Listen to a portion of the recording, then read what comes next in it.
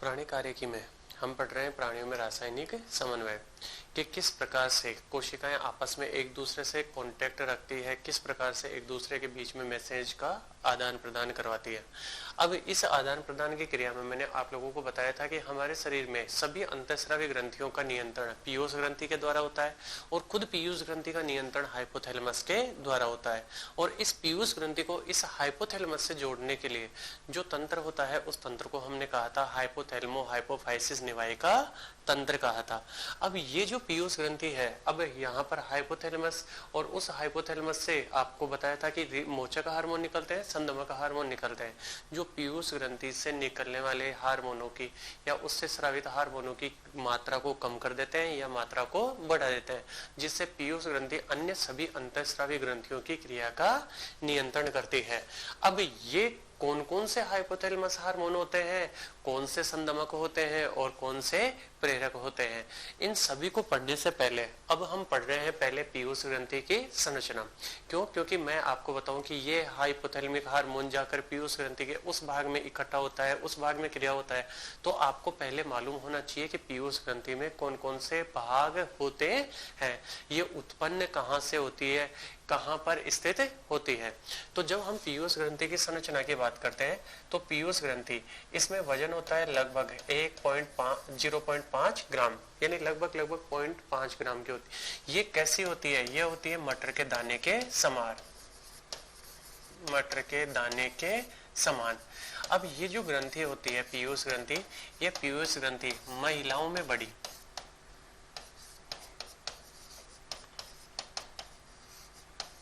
महिलाओं में बड़ी, ठीक है। अब ये महिलाओं में पुरुषों की तुलना में बड़ी होती है, ठीक है। अब उसके बाद में ये जो पीयूष ग्रंथि है ये उत्पत्ति में होती है एक्टोडर्मल, उत्पत्ति एक्टोडर्मल। अब एक्टोडर्मल का मतलब आप समझ गए होंगे कि जो भ्रूणीय स्तर होते हैं उन भ्रूणीय स्तरों में ये किससे उत्पन्न होती है? एक्टोडर्म से उत्पन्न होती है।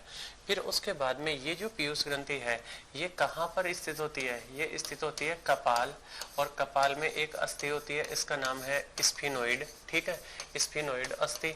और उस स्फिनोइड अस्थि की खांच, अस्थि की खांच, और इस खांच का नाम है सेला टर्सिका, सेला टर्सिका में स्थित होती है, सेला टर्सिका में स्थित। तो पीयूष ग्रंथि स्फिनोइड अस्थि की खांच सेला टर्सिका में स्थित होती है। आप लोगों को बताया था कि जो कपाल होता है उस कपाल का निर्माण 8 अस्थियों के द्वारा होता है। सामने की ओर फ्रंटल, 2 पार्श्व में पैराइटल, 2 कानों के पास में टेम्पोरल और एक ऑक्सीपिटल, और इसके अलावा एक स्फिनोइड और एक एथेमोइड होती है। तो ये जो पीयूष ग्रंथि है ये पीयूष ग्रंथि स्फिनोइड अस्थि की खांच सेला टर्सिका में स्थित होती है। अब ये जो पीयूष ग्रंथि है इस पीयूष ग्रंथि से कितने भाग होते हैं और कौन सा भाग किसका निर्माण करता है? तो जनरली हम पीयूष ग्रंथि की संरचना का अध्ययन करते समय इसको केवल 2 भागों में बांटते हैं, अग्रपाली और पश्चपाली। इसकी पश्चपाली वाला जो भाग होता है वो डायरेक्टली हाइपोथैलेमस से जुड़ा होता है, जिसको हम पीयूष ग्रंथ या इनफंडिबुलम कहते हैं। और इसका अग्रपाली वाला जो भाग होता है वो अग्रपाली वाला भाग हाइपोथैलेमो हाइपोफाइसिस निवायिका तंत्र के द्वारा जुड़ा होता है। अब ये कहां पर कैसे स्थित होती है सुनिए। यहाँ पर ये जो एरिया है ये एरिया है हाइपोथैलेमस का। इस हाइपोथैलेमस के एरिया से यहाँ पर एक उभार बनता है। क्या बनता है? उभार। और वो उभार कहाँ की ओर चला जाता है? नीचे की ओर। और नीचे की ओर जाकर इस प्रकार से वापस कहाँ की ओर आ जाता है? ऊपर की ओर। तो अब यहाँ पर ये जो हाइपोथैलेमस का ऊपर वाला भाग है यहाँ पर ये भाग तो कहलाता है मीडियन एमिनेंस। क्या कहलाता है? Median eminence. तो ये ऊपर वाला भाग तो क्या है? Median eminence. ध्यान से सुनिएगा, मीडियन एमिनेंस। अब ये सारे के सारे नाम अंग्रेजी में ही लिखे जाते हैं, मीडियन एमिनेंस। इस मीडियन एमिनेंस के नीचे की ओर ये जो दूसरा भाग आप देख रहे हैं ये दूसरा भाग कहलाता है इनफंडिबुलम, इनफंडिबुलम। और ये पीयूष ग्रंथि इसी इनफंडिबुलम के द्वारा लटकी रहती है। और इस पीयूष ग्रंथि का ये जो नीचे वाला फूला हुआ भाग है यही नीचे का फूला हुआ भाग कहलाता है पार्स नर्वोसा। क्या कहलाता है? पार्स नर्वोसा, और इसी पार्स नर्वोसा को जनरली रिप्रेजेंट कर देते हैं न्यूरो हाइपोफाइसिस से। तो ये पूरा का पूरा भाग किससे जुड़ा हुआ है? ये पूरा का पूरा भाग जुड़ा हुआ किससे है? हाइपोथैलेमस से।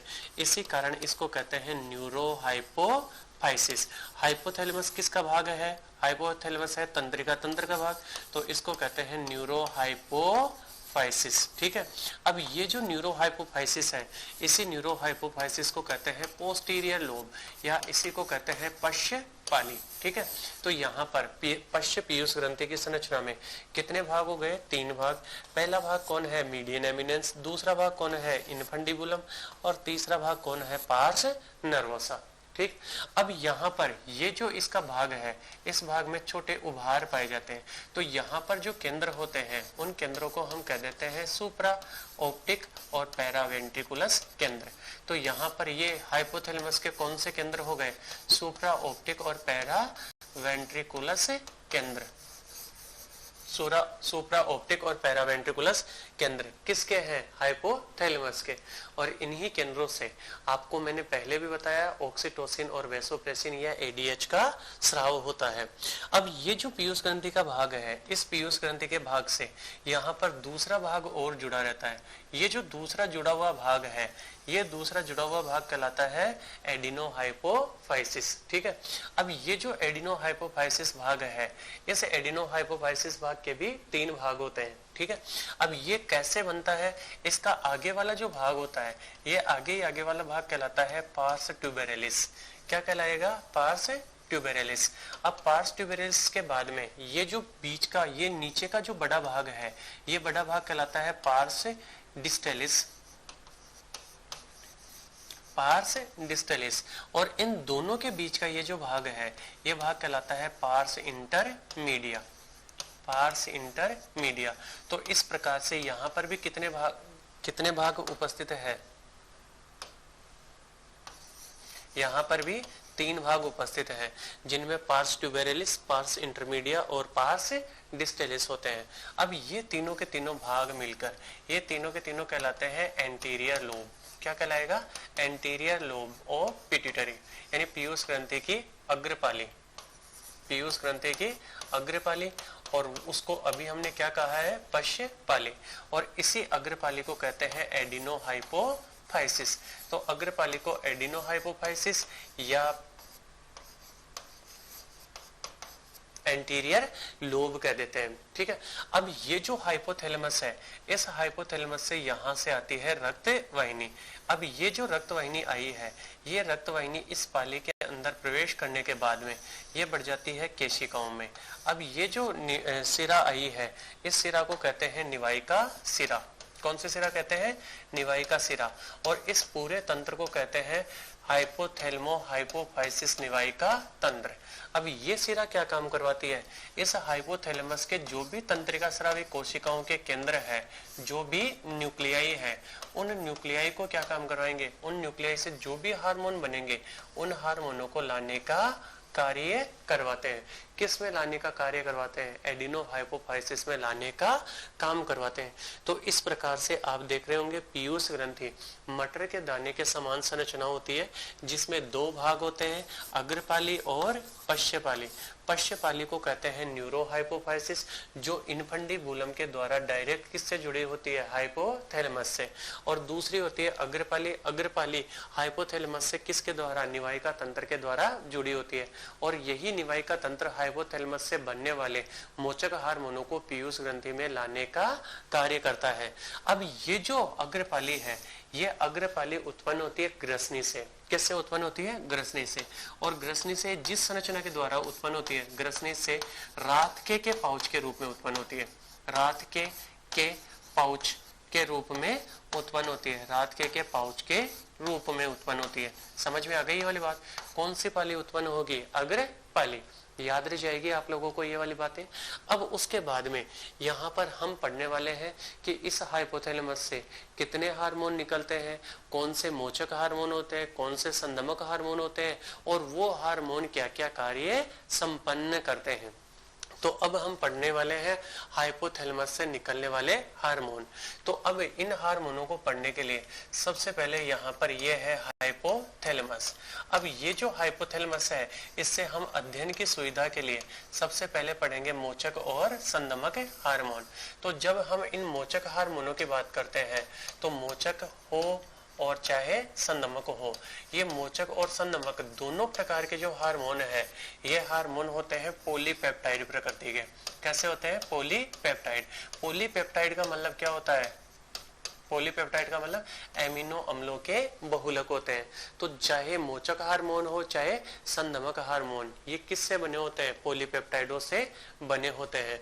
अब ये कौन कौन से हार्मोन होते हैं और इन हार्मोनों का ट्रांसपोर्टेशन किसके द्वारा होता है? तो इनका परिवहन होता है निवायिका शिरा के द्वारा, यानी निवायिका तंत्र। और निवायिका तंत्र किस किस के बीच में? निवायिका तंत्र हाइपोथैलेमस और एडिनो हाइपोफाइसिस के बीच में। तो अब यहाँ पर हम ये पीयूष ग्रंथि का जो भाग बना रहे हैं, ये है पीयूष ग्रंथि का एडिनो हाइपोफाइसिस वाला भाग। ठीक है, कौन सा भाग है? एडिनो हाइपोफाइसिस, जिसको हम अग्रपाली भी कहते हैं। तो अग्रपाली या ये एडिनो हाइपोफाइसिस। ठीक है,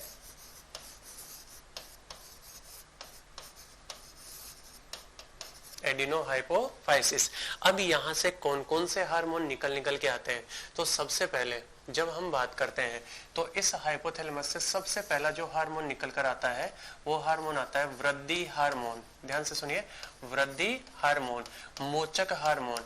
अब ये जो वृद्धि हार्मोन मोचक हार्मोन है, इसको शॉर्ट में लिखते हैं GHRH, GHRH। और ये GHRH यहाँ पर आकर अग्रपाली पर क्रिया करता है। और अग्रपाली पर जब ये क्रिया करता है तो अग्रपाली पर क्रिया करके यहाँ से निष्कासन करवाता है वृद्धि हार्मोन का।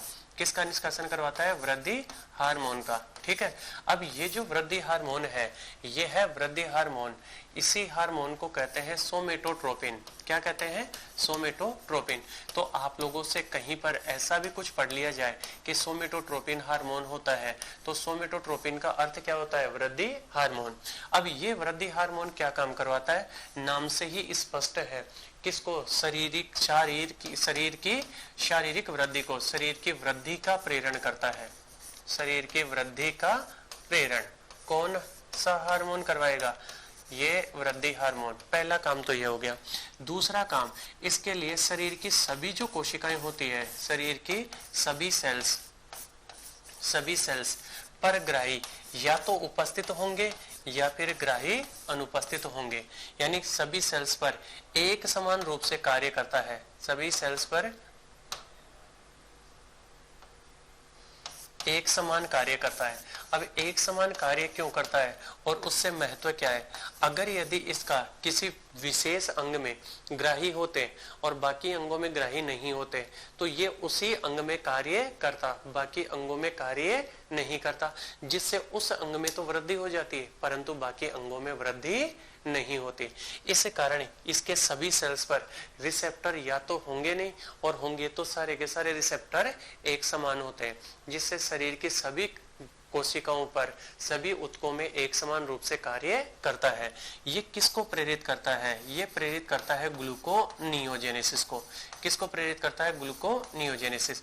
अब आप लोग सोच रहे होंगे सर ये ग्लूकोनियोजेनेसिस क्या होता है? ग्लूकोनियोजेनेसिस का प्रेरण करवाता है। कौन सा हार्मोन करवाएगा? वृद्धि हार्मोन। अब ये वृद्धि हार्मोन किस प्रकार से प्रेरण करवाता है? वृद्धि हार्मोन जो नॉन कार्बोहाइड्रेट यानी बिना कार्बोहाइड्रेट के पदार्थ जैसे प्रोटीन वसाएं जो भी हैं, उन प्रोटीन वसाओं से किसका निर्माण करवाता है? कार्बोहाइड्रेट का निर्माण करता है। तो यहाँ पर ग्लूकोनियोजेनेसिस का प्रेरण करवाता है।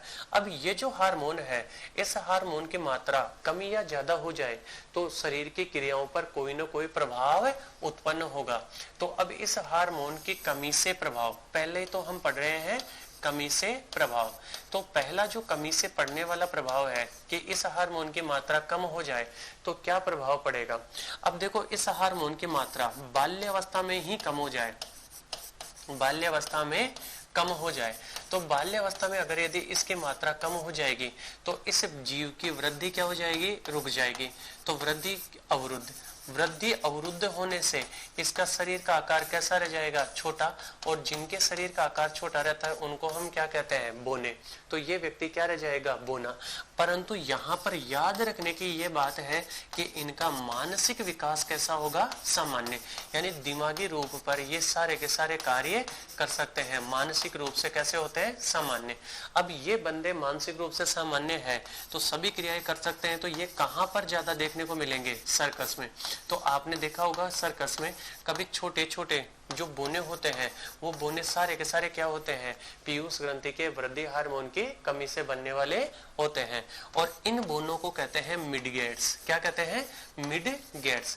समझ में आ गई ये वाली बात। और इस बीमारी को कहते हैं बोनापन।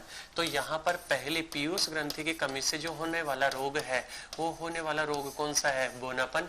और बोनेपन को जब आप जानेंगे तो बोनेपन में होता क्या है कि इनका शारीरिक विकास तो अवरुद्ध हो जाता है परंतु मानसिक विकास सामान्य होता है। और ये बोने ज्यादातर कहाँ पर देखने को मिलते हैं, सर्कस में। ठीक। अब उसके बाद में ये कमी कहाँ पर हो गई, कमी से क्या हुआ, बोनापन। और अगर यदि मान लो वयस्क में कमी हो जाए तो वयस्क में कमी होने लग गई तो उसके ऊतक धीरे धीरे नष्ट होने लग जाएंगे। अब कमी के बाद में अगर यदि इस हार्मोन की अधिकता हो जाए, यानी इस हार्मोन की मात्रा अधिक हो जाए तो उस हार्मोन की अधिकता से भी कोई न कोई प्रभाव होंगे। अब जब हम अधिकता की बात करते हैं तो अधिकता कब हो जाए, बाल्यावस्था में अधिक मात्रा हो जाए। बाल्यावस्था में अगर यदि इसकी मात्रा अधिक हो गई तो फिर उसके बाद में क्या होगा, बाल्यावस्था में मात्रा अधिक होने से, ध्यान से सुनिए, बाल्यावस्था में मात्रा अधिक हो गई तो शरीर की वृद्धि क्या हो जाएगी, अधिक। और वृद्धि अधिक हो जाएगी तो शरीर सामान्य आकार का होगा क्या, नहीं। तो इसका शरीर कैसा हो जाएगा, दानवाकार। और जब शरीर दानवाकार या शरीर बड़ा हो जाएगा तो इसी रोग को कहते हैं, इसी अवस्था को कहते हैं दानवता। क्या कहेंगे, दानवता। और दानवता को अंग्रेजी में कहते हैं जाइगेंटिज्म। क्या कहेंगे, जाइगेंटिज्म। तो यहाँ पर अगर यदि बचपन में इस हार्मोन की मात्रा अधिक हो गई तो कौन सा रोग उत्पन्न हो जाएगा, जाइगेंटिज्म या दानवता उत्पन्न हो जाएगी। अब ये तो बात कब की है, जब बाल्यावस्था में हो। अब बाल्यावस्था के बजाय अगर यदि इस हार्मोन की मात्रा वयस्क अवस्था में ज्यादा हो जाए तो क्या परिवर्तन होगा, वयस्क अवस्था में इस हार्मोन की मात्रा अधिक होने पर, वयस्क में अगर यदि इस हार्मोन की मात्रा वयस्क में अधिक हो गई तो उस वयस्क में क्या होगा, उसमें वृद्धि तो पहले क्या हो जाती है, अवरुद्ध हो जाती है। तो उसके बाद में शरीर की सभी कोशिकाओं में एक समान वृद्धि नहीं होगी। तो इसमें क्या होता है, इसमें शरीर के अग्र अस्थियों में किसकी, चेहरे की अग्र अस्थियों का विकास अधिक, अग्र अस्थियों का विकास अधिक हो जाएगा। विकास अधिक, और विकास अधिक होने से चेहरा कैसा हो जाएगा, चेहरा चिंपांजी के समान। अब चेहरा जब चिंपांजी के समान हो रहा है, चिंपांजी के समान हो जाएगा तो इस बीमारी को कहते हैं अग्रातिकायता। क्या कहते हैं, अग्रातिकायता। और अग्रातिकायता को ही बायोलॉजी की भाषा में एक्रोमेगेली कहते हैं। तो यहाँ पर दूसरा आप लोगों को समझ में आ गया होगा कि जब इसकी बाल्यावस्था में ही मात्रा वयस्क अवस्था में मात्रा ज्यादा हो जाए तो पहला रोग तो क्या हो जाएगा, एक्रोमेगेली। इसके अंदर क्या हो जाता है, चेहरे की जो अस्थियां होती है उनकी लंबाई बढ़ने लग जाती है। फिर उसके बाद में दूसरा क्या हो जाए कि ये तो हो गया अग्रातिकायता। दूसरा पीठ पर किसका निर्माण हो जाता है, कुबड़ का निर्माण, पीठ पर कुबड़ का निर्माण। अब जब पीठ पर कुबड़ का निर्माण हो जाएगा तो इसी कुबड़ के निर्माण की जो क्रिया है इस क्रिया को कहते हैं काइफोसिस। क्या कहते हैं, काइफोसिस। तो यहाँ पर आप लोग इस पीयूष ग्रंथि से दूसरा रोग क्या जानेंगे, काइफोसिस। तो वृद्धि हार्मोन की मात्रा बाल्यावस्था से बाल्यावस्था में अगर यदि बढ़ रही है तब तो क्या उत्पन्न हो जाएगी, दानवता। और अगर यदि वयस्क अवस्था में बढ़ रही है तब एक तो क्या उत्पन्न हो जाएगा, अग्रातिकायता, और दूसरा पीठ पर कुबड़ का निर्माण हो जाएगा। और इस पीठ पर कुबड़ के निर्माण की जो क्रिया है इसी निर्माण की क्रिया को कहते हैं काइफोसिस। तो हाइपोथैलेमस से पहला हार्मोन कौन सा निकला, GHRH। ये GHRH किस पर क्रिया करता है, पीयूष ग्रंथि के अग्रपाली पर, और अग्रपाली से कौन सा हार्मोन निकलवाता है? वृद्धि हार्मोन, जो कि शरीर की वृद्धि को नियंत्रित करता है। अब अगर यदि मान लो ये निरंतर जीवन पर्यंत निकलता रहा तो मानव की तो लगातार वृद्धि होती रहेगी, जबकि आपको मालूम है कि जीवों में क्या होता है, वृद्धि एक निश्चित समय के पश्चात रुक जाती है। तो उस कंडीशन में यहाँ से जो हार्मोन दूसरा जो निकलता है वो हार्मोन है GHIH। अब IH का मतलब आप लोग जानते होंगे, संदमक हार्मोन। अब ये संदमक हार्मोन क्या काम करवाएगा? इस GH की मात्रा को कम करवा देगा, जिससे वृद्धि क्या हो जाएगी? अवरुद्ध हो जाएगी। समझ में आ गई वाली बात। अब यहां से तीसरा जो हार्मोन निकलता है, वो तीसरा हार्मोन निकलता है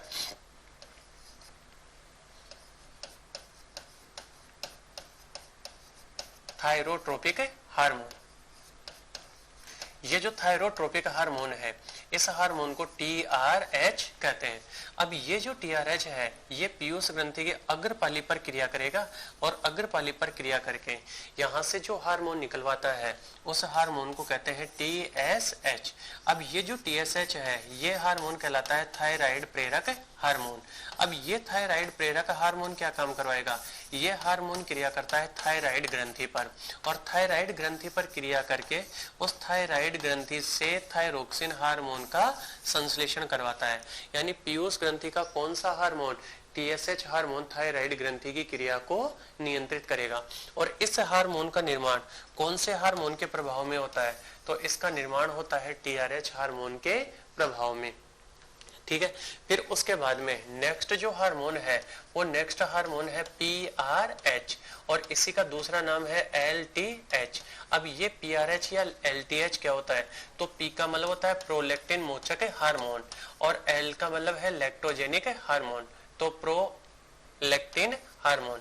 अब ये प्रोलैक्टिन हार्मोन पीयूष ग्रंथि पर क्रिया करेगा। PRH किस पर क्रिया कर रहा है? पीयूष ग्रंथि पर क्रिया कर रहा है, और पीयूष ग्रंथि से क्रिया करके इस हार्मोन के प्रभाव में पीयूष ग्रंथि जो हार्मोन निकालती है उसका नाम है प्रोलैक्टिन हार्मोन। अब ये जो प्रोलैक्टिन हार्मोन है, ये प्रोलैक्टिन हार्मोन आकर क्रिया करता है स्तन ग्रंथियों पर। अब आप लोगों को मालूम होगा कि स्तनधारी प्राणियों में स्तन ग्रंथियों की उपस्थिति उनका मुख्य लक्षण होती है। यानी जो स्तनधारी प्राणी होते हैं उनमें स्तन ग्रंथियां पाई जाती है, और इन स्तन ग्रंथियों से किसका निर्माण होता है? इन स्तन ग्रंथियों से निर्माण होता है दुग्ध का। किसका निर्माण होता है? दुग्ध का निर्माण होता है। तो ये हार्मोन उस दुग्ध का क्या करवाता है? संश्लेषण करवाता है, जो कि नवजात जो बच्चे होते हैं उन नवजात को क्या करवाता है? पोषण, नवजातों को पोषण। तो जो नवजात बच्चे होते हैं, नवजातों को पोषण उपलब्ध करवाने का काम करवाता है। तो यहाँ पर प्रोलैक्टिन हार्मोन या लैक्टोजेनिक हार्मोन का काम क्या हो गया? ये आकर पीयूष ग्रंथि से कौन सा हार्मोन निकलवाएंगे? प्रोलैक्टिन, और वो प्रोलैक्टिन हार्मोन स्तन ग्रंथियों पर क्रिया करके उनमें दूध के निर्माण को प्रेरित करता है, और इसी से नवजात जो बच्चे होते हैं उन बच्चों को पोषण प्राप्त होता है। मान लो यहाँ पर अगर यदि बच्चे नहीं हो तो उस कंडीशन में क्या मिल्क की रिक्वायरमेंट होगी? दूध की रिक्वायरमेंट होगी? नहीं होगी। तो उस कंडीशन में इस दुग्ध के निर्माण की क्रिया को क्या करना पड़ेगा? रोकना पड़ेगा। तो उस कंडीशन में इस हाइपोथैलेमस से जो हार्मोन निकलता है वो हार्मोन है PIH, यानी प्रोलैक्टिन संदमक हार्मोन। और ये प्रोलैक्टिन संदमक हार्मोन इस प्रोलैक्टिन हार्मोन की मात्रा को कम कर देता है। समझ में आ गई ये वाली बात। फिर उसके बाद में नेक्स्ट जो हार्मोन निकलते हैं वो नेक्स्ट हार्मोन निकलते हैं GnRH। अब आप लोग सोच रहे होंगे सर GnRH क्या होता है? तो GN क्या मतलब होता है? गोनेडोट्रोपिन। GN का अर्थ क्या होता है? गोनेडोट्रोपिन। अब ये गोनेडोट्रोपिन हार्मोन क्या होते हैं? ये गोनेडोट्रोपिन हार्मोन दो प्रकार के होते हैं। कितने टाइप के होते हैं? दो टाइप के। अब इनमें से एक जो हार्मोन है वो हार्मोन तो है FSHRH, और दूसरा कौन सा है? LHRH। तो हाइपोथैलेमस से निकलने वाले कितने गोनेडोट्रोपिन हो गए? दो। एक तो FSHRH और दूसरा हो गया LHRH। अब FSHRH पीयूष ग्रंथि पर क्रिया करता है और पीयूष ग्रंथि से श्रावण करवाता है FSH का। FSH का पूरा अर्थ होता है पुटिका प्रेरक हार्मोन। कौन सा हार्मोन है? पुटिका प्रेरक हार्मोन। अब ये जो पुटिका प्रेरक हार्मोन है ये हार्मोन क्रिया करता है नरकेतु वृषण पर। नर के वृषण और मादा के अंडाशय, और वृषण और अंडाशय पर क्रिया करके अंडाशय से क्या काम करवाता है, युग्मकों का निर्माण करवाता है। किसका निर्माण करवाता है, युग्मक निर्माण। यानी वृषण से तो क्या बनाएगा, शुक्राणु, और अंडाशय से क्या बनाएगा, अंडाणु। इसी कारण इस हार्मोन को युग्मक जनन हार्मोन भी कहते हैं। तो दूसरा हार्मोन पहला हार्मोन गोनेडोट्रोपिन कौन हो गया, FSH। अब ये FSH किसका निर्माण करवाता है, युग्मकों का। इसी कारण इसको गैमेटोकाइनेटिक हार्मोन भी कहते हैं या गैमेटोजेनिक हार्मोन भी कहते हैं।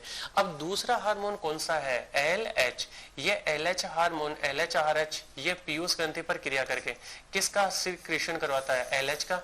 और LH का पूरा नाम होता है ल्यूटिनाइजिंग हार्मोन, ल्यूटिनाइजिंग हार्मोन। अब ये जो ल्यूटिनाइजिंग हार्मोन है, ये ल्यूटिनाइजिंग हार्मोन क्या काम करवाएगा, ये ल्यूटिनाइजिंग हार्मोन ये जाकर क्रिया करवाता है वृषण और अंडाशय पर।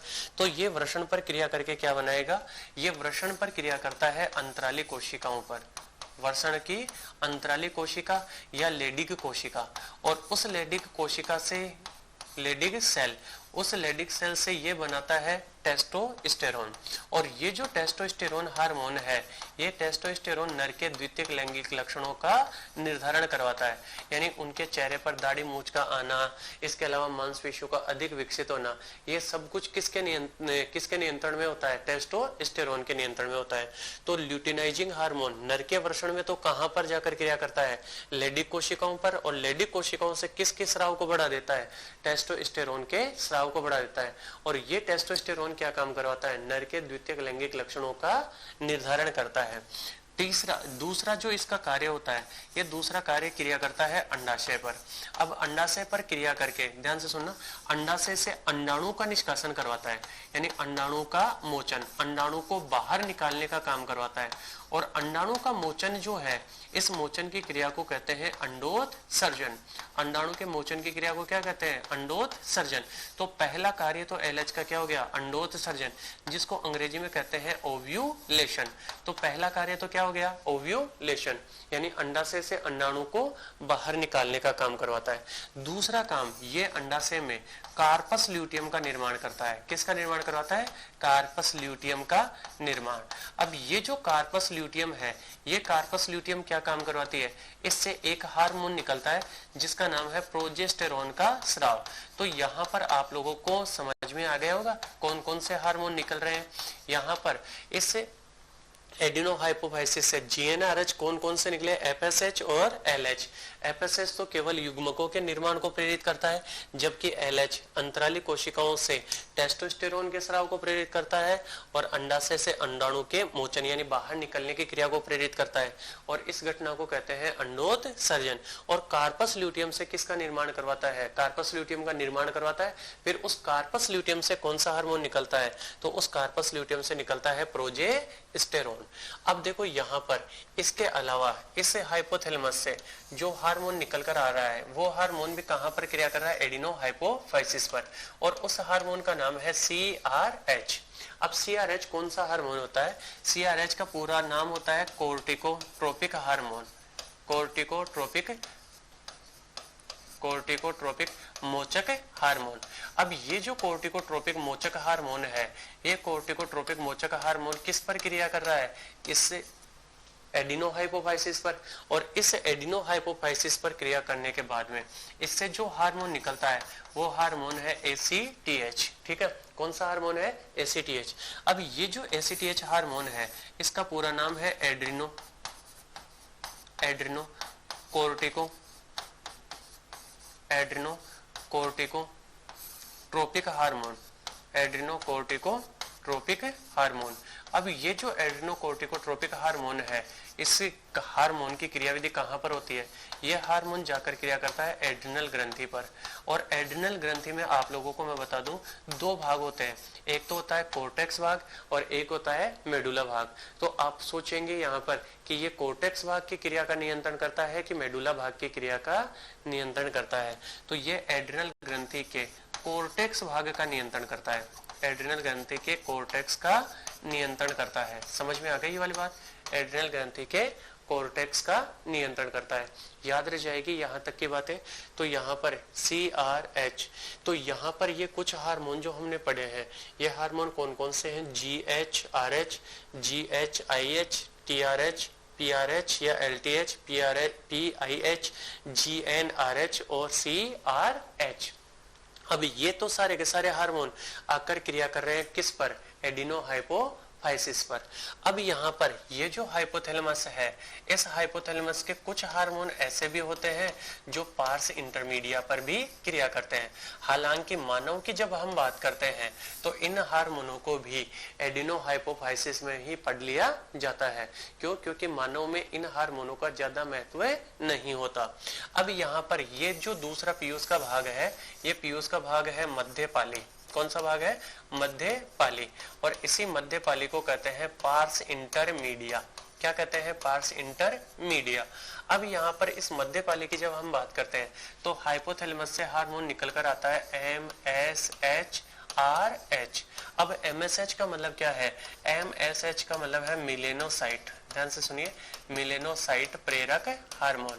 अब ये जो मिलेनोसाइट प्रेरक हार्मोन है, ये क्या काम करवाएगा, कैसे काम करवाएगा? सुनिए, ये MSH-RH आ गया मध्य पाली पर, और मध्य पाली पर आने के बाद में ये क्रिया यहाँ से निष्कासन करवाता है MSH का, और ये MSH हार्मोन जाकर क्रिया करता है मिलेनोफोर्स पर।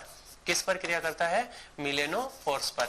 अब आप लोग सोच रहे होंगे सर ये मिलेनोफोर्स क्या होती है? तो हमारी त्वचा में मिलेनिन वर्णक का निर्माण करने वाली कोशिकाएं जो होती है उनको ही हम क्या कहते हैं? मिलेनोफोर्स। और इन मिलेनोफोर्स से ये निर्माण करवाता है मिलेनिन वर्णक का निर्माण।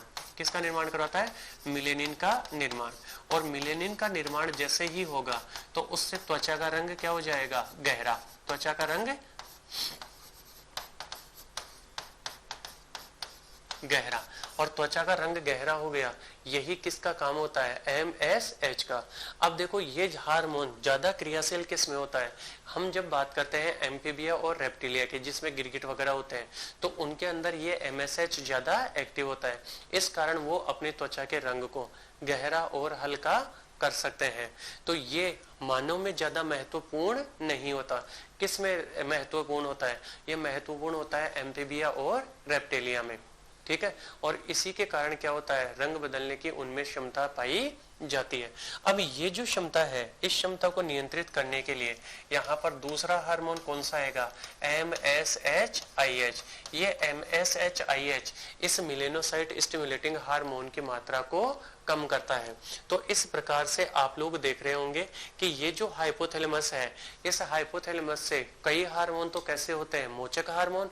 कई हार्मोन कैसे होते हैं? संदमक हार्मोन। अब मोचक हार्मोनों का काम क्या होता है? पीयूष ग्रंथि की क्रियाविधि को बढ़ाना। अब यहाँ पर मोचक हार्मोन कौन कौन से हैं? पहला हार्मोन GH-RH। ठीक है, दूसरा हार्मोन कौन सा था? PRH।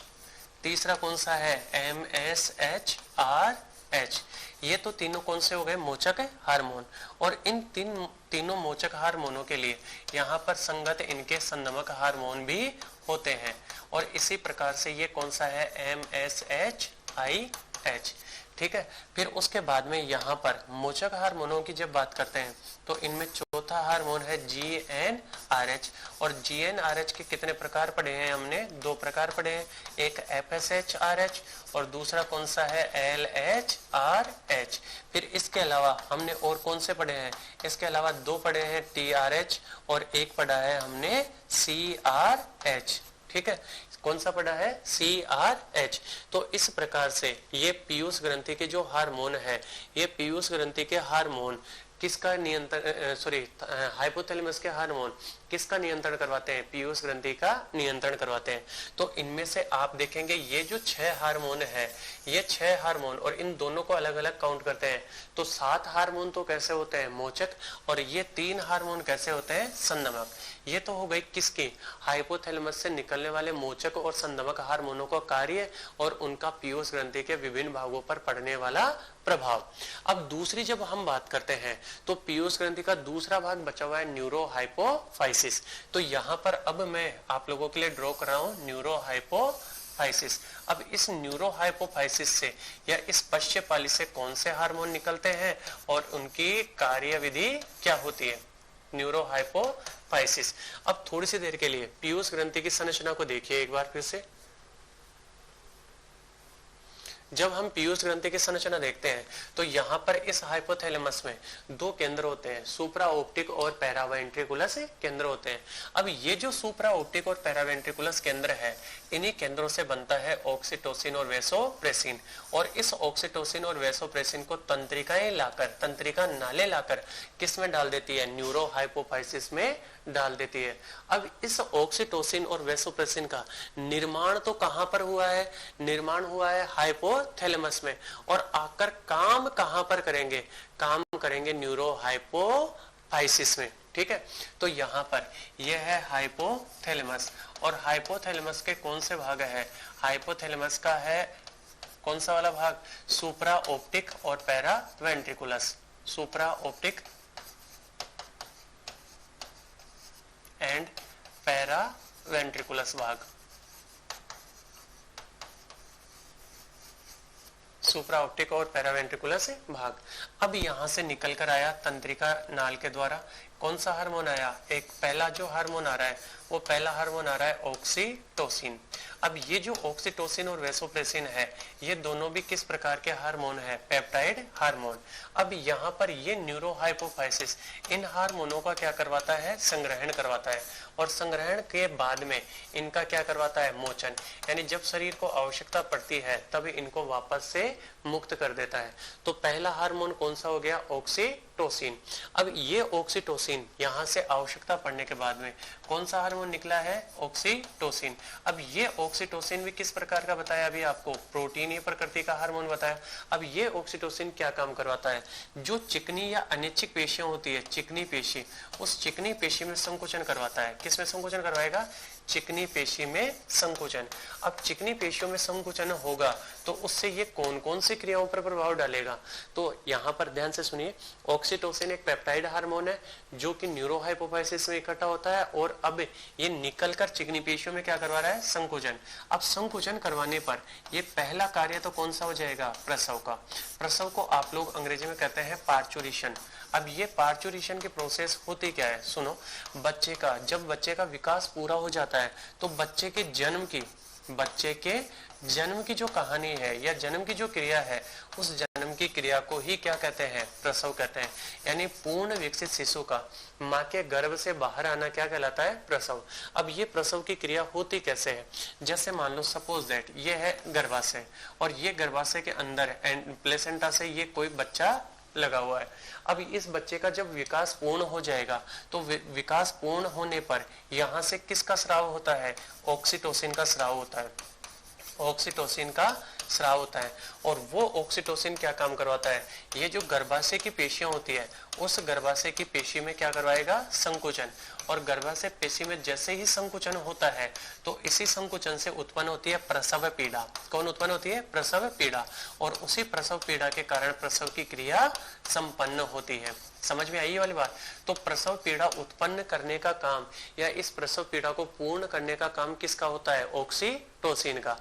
इसी कारण जिन महिलाओं में प्रसव पीड़ा प्रारंभ नहीं होती है उनको बाहर से ऑक्सीटोसिन का इंजेक्शन लगाया जाता है। तो आप लोगों से ऐसा भी पूछ लिया जाए कि महिलाओं में प्रसव की क्रिया नहीं हो रही, तो उस कंडीशन में कौन से हार्मोन का इंजेक्शन लगाया जाता है? ऑक्सीटोसिन का। दूसरा काम होता है दुग्ध का स्रावण या दुग्ध का निष्कासन। अब दुग्ध के निष्कासन की बात जब हम करते हैं, बच्चे का जन्म हो गया तो बच्चे के जन्म लेने के बाद में उसको किसकी आवश्यकता पड़ेगी? पोषण की आवश्यकता पड़ेगी। अब ये किस प्रकार से दुग्ध का निष्कासन करता है? तो उसके लिए यहाँ पर ध्यान से सुनिए। वैसे तो हम इसको मानव में जनन वाले में पढ़ने वाले हैं। मानव में बच्चे को पोषण देने के लिए इस प्रकार से कौन उपस्थित होती है? स्तन ग्रंथि। अब ये जो स्तन ग्रंथियां हैं, इन्हीं स्तन ग्रंथियों में कौन पाई जाती है? इन स्तन ग्रंथियों में पाई जाती है कुपिकाएं। कौन पाई जाती है? कुपिकाएं। अब ये जो कुपिकाएं हैं, इन्हीं कुपिकाओं में उपस्थित होती है दुग्ध ग्रंथियां। कौन सी ग्रंथियां होती है? दुग्ध ग्रंथि। दुग्ध ग्रंथि। समझ में आ गई ये वाली बात। और इन्हीं दुग्ध ग्रंथियों से क्या होता है, दुग्ध का निर्माण होता है। तो यहाँ पर पहली बात, ये दुग्ध ग्रंथियां कहाँ पर है, कोशिकाओं में, और इन्हीं कोशिकाओं से दुग्ध का निर्माण होता है। अब ये जो दुग्ध निर्माण का काम है, ये दुग्ध निर्माण का काम जो हार्मोन करवाता है उस हार्मोन का नाम है प्रोलैक्टिन। क्या नाम है, प्रोलैक्टिन। यानी पीयूष ग्रंथि से कौन सा हार्मोन आया, अभी बताया था आपको, प्रोलैक्टिन। और ये दुग्ध ग्रंथियों पर क्रिया करके दूध के निर्माण को प्रेरित करता है और वो दूध इन कोशिकाओं में भरा हुआ रहता है। अब इन कोशिकाओं से नलिकाएं निकलकर यहाँ पर इन स्तन ग्रंथियों के किनारे पर खुल जाती हैं। अब ये जो इसका अंतिम भाग है, यही अंतिम भाग कहलाता है निप्पल। क्या कहलाता है, निप्पल। ठीक है। अब ये जो निप्पल्स है, इन निप्पल्स पर बच्चा जब दूध चूसता है, ठीक है, दूध चूसता है या स्तनपान करता है, तो उस स्तनपान से क्या होगा, जब माता बच्चे को दूध पिलाएगी तो स्तनपान से क्या उत्पन्न होगी, संवेदना। और उस संवेदना के प्रभाव में कौन सा हार्मोन आता है, ऑक्सीटोसिन। और ये ऑक्सीटोसिन हार्मोन क्या काम करवाएगा, ऑक्सीटोसिन इस दुग्ध ग्रंथियों में, इस पेशी में क्या करवाएगा, इस कोशिका की पेशियों में संकुचन, पेशी में संकुचन। और जैसे ही संकुचन करवाएगा तो इन कोशिकाओं पर क्या पड़ेगा, दाब, और दाब से दुग्ध निकलकर निप्पल्स पर बच्चे को प्राप्त हो जाएगा।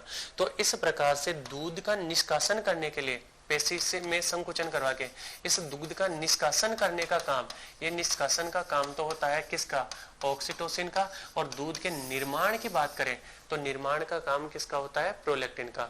तो कंपटीशन एग्जाम में हम आप लोगों से पूछ लिया जाए कि ऑक्सीटोसिन तो दूध का निष्कासन करवाएगा और प्रोलैक्टिन दूध का निर्माण करवाएगा। ये तो हो गई किसकी कहानी, ऑक्सीटोसिन की। अब यहाँ पर इस न्यूरोहाइपोफाइसिस से दूसरा जो हार्मोन इसमें इकट्ठा होता है वो हार्मोन होता है ADH। ठीक है, इसी एडीएच का दूसरा नाम है वेसोप्रेसिन। अब ये जो एडीएच या वेसोप्रेसिन है, ये एडीएच या वेसोप्रेसिन क्रिया करता है किडनी में। किस पर क्रिया करता है, किडनी। और किडनी में भी कौन से भाग पर, किडनी के नेफ्रॉन। ठीक है, और किडनी के नेफ्रॉन में भी कौन सा भाग, नेफ्रॉन का भी, नेफ्रॉन के डीसीटी, डीसीटी का मतलब होता है दूरस्थ कुंडलित नलिका। ये उत्सर्जन तंत्र में आप लोग पढ़ चुके हैं। दूरस्थ कुंडलित नलिका और संग्राह नलिका, इन दोनों भागों पर ये क्या करता है, क्रिया करता है। दूरस्थ कुंडलित नलिका और संग्राह नलिका पर क्रिया। ठीक है, दोनों भागों पर क्या कर रहा है, क्रिया कर रहा है। कौन कर रहा है, एडीएच या वेसोप्रेसिन। और क्रिया करके क्या काम करवाता है, क्रिया करके इनसे जल के अवशोषण को प्रेरित करता है। और जब इनसे जल का अवशोषण अधिक हो जाएगा तो अब बताइए मूत्र में जल ज्यादा मात्रा में जाएगा, नहीं जाएगा। तो मूत्र कैसा हो जाएगा, सांद्र, मूत्र हो जाएगा सांद्र। और उसकी मात्रा क्या हो जाएगी, कम हो जाएगी। मूत्र तो सांद्र हो जाएगा और मूत्र की मात्रा कम हो जाएगी, मात्रा कम। अब मूत्र की मात्रा कम हो गई तो मूत्र का उत्सर्जन भी क्या हो जाएगा, कम हो जाएगा। ठीक है, अब अगर यदि मान लो इस एडीएच की मात्रा कम हो जाए, एडीएच की मात्रा कम हो जाए, एडीएच कम मात्रा में बने शरीर में। अब एडीएच कम मात्रा में हो जाए तो उस कारण से नेफ्रॉन से जल का अवशोषण ज्यादा होगा क्या, नहीं। तो नेफ्रॉन से जल अवशोषण कम हो जाएगा, नेफ्रॉन से जल अवशोषण कम।